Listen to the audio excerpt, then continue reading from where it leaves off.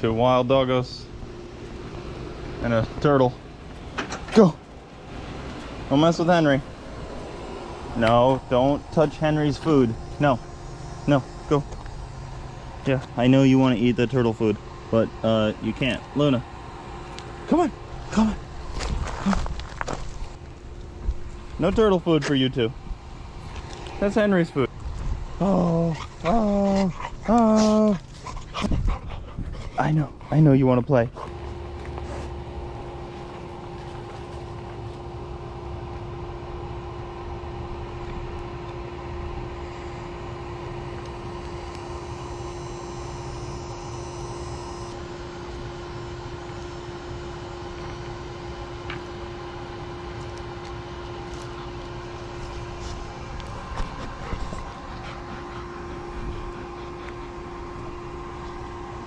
Millie, I understand you want to eat Henry's food, but you know that you're not supposed to do that, right? You know that's Henry's food.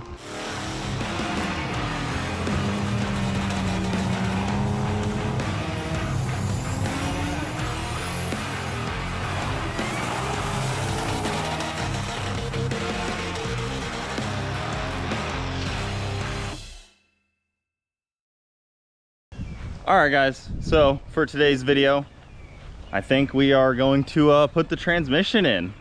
That'll be cool. I've been talking about it a lot. I feel like a broken record. But also, I got stuff to do. Lights. It'll be nice once those lights are in, because this one freaking gymnasium light that I have takes so long to warm up. And then if you turn it off, basically you're waiting another like 45 minutes for it to cool down and then turn back on, or whatever it does, resets, something like that. You know how gym lights are. I wanted to also play with the welder a little bit in this video. We got some really cool stuff from the guys over at Weld Metal Online. They have a really awesome array of beginner and even intermediate and expert level welding stuff where you can actually have fun and make something, which is really cool. I got this from them. It's like their pie cut kit.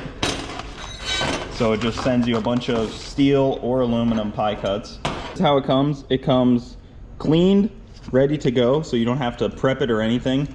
You can MIG weld these or TIG weld these. Then I got this really complicated guy, the freaking infinity square, which is like pretty in-depth. And then I also got this, which is just a bunch of, it's just a steel cube kit. It's kind of fun. I already made one with the old MIG and I was sanding it down to see how it'd look. I want to dive into the infinity cube square. So I'll put up a photo of what it's supposed to look like. And then we'll probably put up a photo of mine and I'll do like a side-by-side comparison. All right, so that's what it's supposed to look like when all said and done. It's an infinity cube. I don't think that there's like any directions. You kind of just look at these two pictures and you start tacking stuff together. But it's really cool that it comes already pre-cut, already pre-done. Like, you just have to have some kind of wits about you and be able to fit up a couple of square pieces of steel. But I think I'll have a lot of fun with this one. Also, I talked to the guys, and if you want to get some of this stuff for yourself and to do it at home, you just use the coupon code Cooper and it'll get you a nice % discount on the welding stuff. And they have all different kinds of metal, and they even have way simpler stuff than this, but I just wanted to step right up to the difficult stuff, because why the heck not?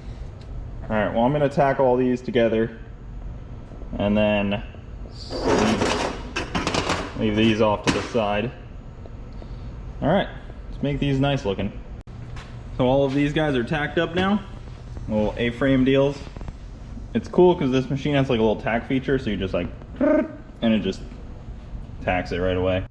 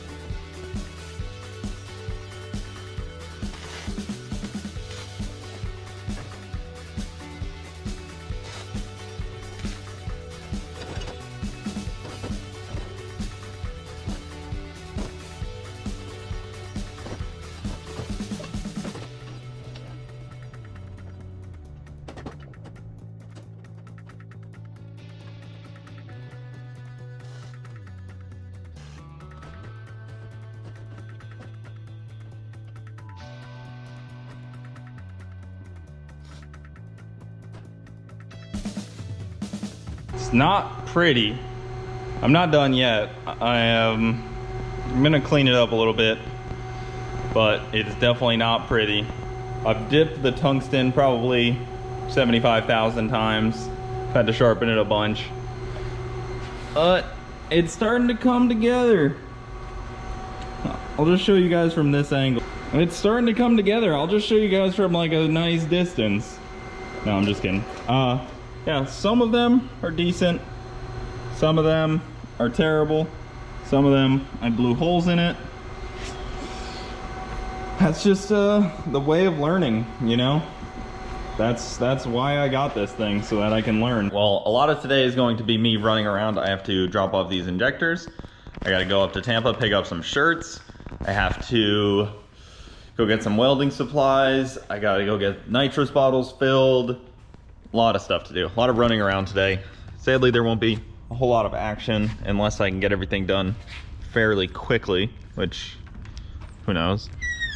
Go try to harass James a little bit, maybe have some lunch with him. Am I missing anything? Probably am. Just got these 2 fresh nitrous bottles filled up. Well guys, I've been running around like crazy today, picking up parts, picking up welding supplies, fluids, dropping off my injectors, t-shirts, you name it. I've been making phone calls, I've been all kinds of stuff. It's been a pretty hectic day. It's like 3 o'clock right now. I'm trying to go home, get the parachute 100% finished. I know you guys saw me working on that for the last 3 videos, so I'm not gonna try to keep boring you with it, but sometimes when you don't have all the parts, that's how long it takes. So I'm gonna go work on that for a little while, get that finished, edit up this video. Then I'm planning on driving the Camaro to the track to get some street miles on it so I can watch old Cleater and James race, see how that goes. So that's the plan. I will see you guys in the garage here very soon. It'll be very soon for you guys. It'll be like an hour drive for me. See you guys in a minute. All right, so I just got this here fitting. This is the one that I was missing because I have to use this T guy. I have to go to right there, and I have to pull this one off and put it on the other side of the T because obviously I needed to use both, and these Motion ones only have one fitting, so this little brass T will be the trick. I decided to put the little switch right here. It's nice and accessible so that, you know, if right when I'm getting in the car, I will easily see it. I'm gonna put a little label there that says turn on. You guys have to remember too, like things like this, they could be moved so easily. Like that may not be its permanent home forever. I may use it for a week or two and be like, you know, I'd rather it in a little bit more of a convenient spot. I'd rather it here, I'd rather it there, just so I can feel it out and dial in the car from there. Like that is not permanent. It's very easy to move. Along with the parachute handle, once we put more bars, move that too. These things are ever changing. Don't ever get too hung up on some of this stuff. It can all be changed rather easily. On is down. So yes, I could have done on off, but this is how we've always done it on Ruby and Leroy, so figured I would just mimic that to keep it simple and keep it unison. Profab's always done all the CO2 on those cars, and that's how they've always done it, so maybe that's a thing that I don't know that people just do, so I'm gonna just keep rolling with it. Also, on today's list of things to do, climb into the car, is this guy right here. So I obviously didn't have any custom switch panel or anything for induction to hook up my nitrous stuff to a nice switch, but they did hook it up for me. So all I have to do is make a little mounting bracket, probably put it off to the side here, or maybe even like this little change holder or something, or even like one of these guys. But it's basically just arm and then purge. So gonna have to cut out some kind of little bracket for these. Should be super easy. All right, safety glasses on, Sharpie check, me, little idea of what I'm doing, random scrap of aluminum. This guy is a template. Let's make some noise.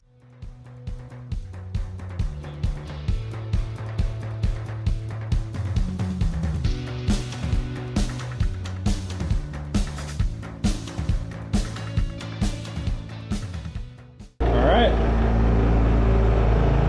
Now we have a little plate. It's a little crooked, but for what I'm doing with it, should be fine. See how she fits in here. Yeah, that fits pretty well. Just need to shave a little bit more off of it up top to make it fit just a wee bit better. Been really liking this just like sanded aluminum look. Like that's how it normally looks, and I just hit it with a little bit of sandpaper for a little bit, and it comes out really cool looking. I don't know, kind of liking it. Normally I would just like paint this panel black, but I do kind of like the aluminum. Super simple, nothing crazy. I may still paint it black, I don't know, I'm a little on the fence. Doesn't really match, but I do love this aluminum look. There already is a lot of black in here. Does kind of match the shifter though, kind of. All right, time to drill a couple holes in this, thread the buttons through. Let's see how it turned out. A lot of this was just a guesstimation. Nice and close to the shifter. That's definitely not a foreseen issue, but that looks pretty awesome. It's perfect. It's close to the shifter, but not close enough to be a problem, because right now it's in park, and I should never really be arming the nitrous in park anyways. It'll always be down here in first gear when I arm it, and then purge out the line a little bit. So that works perfectly. And then look at that. Once I put it in park, it'll already automatically disarm. There we go. It's riveted in. It's not the cleanest ever, but hey, it's going to definitely work. A lot of this car is not the prettiest. I still have this huge gaping hole here. Soon I'll put the screen in, but I'll be able to just quickly purge. I won't have to hunt around for the switch and button anymore. And it's not going anywhere. Look, I can even still arm it with the shifter. They interfere with each other a little bit, but nothing crazy. Pretty happy with how that came out. I never filmed this because it was done before the YouTube channel started, but to fit an LS bell housing on a 240, you really have to beat up the trans tunnel a lot. Like the firewall and the trans tunnel have to be hit with a hammer hundreds of times. And they can't just be hit randomly, you have to actually strategically hit spots. Which, when I get a hammer in my hands, I'm not strategic about anything. This big badass QuickTime bell housing, and we're gonna see if it fits. And then I have to measure my clutch and everything to see if it needs a shim, which I'm going to assume it does need a shim. So I'm gonna put that on the motor and see if it'll fit.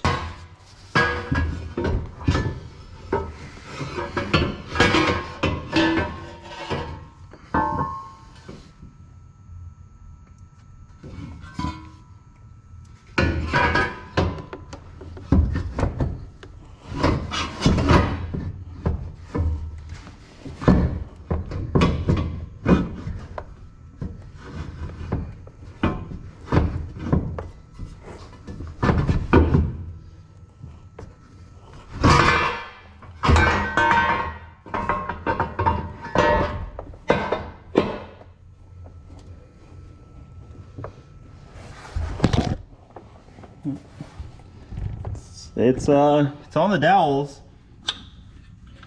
Looks like a close-ish fit right here. I hammered a lot of it, but I don't know. Got a couple bolts in here. We'll see what the situation is. Jack stand life. If it fits. So realistically, we need to tilt.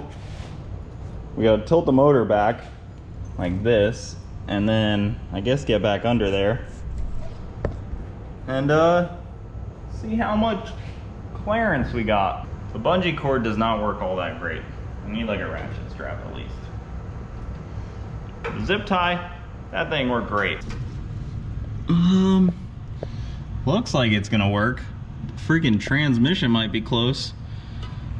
Might be doing some more hammering. Oh yeah, that's definitely gonna be tight, but it might just work. Friday's video, guys, will have a lot of info coming at you. There's a lot of awesome stuff happening, a lot of things I've been doing behind the scenes, and I am just so excited to share them with you. So hit that like button, subscribe. Thanks for watching. Keep it saucy. Oh, and shirts are back up on the website.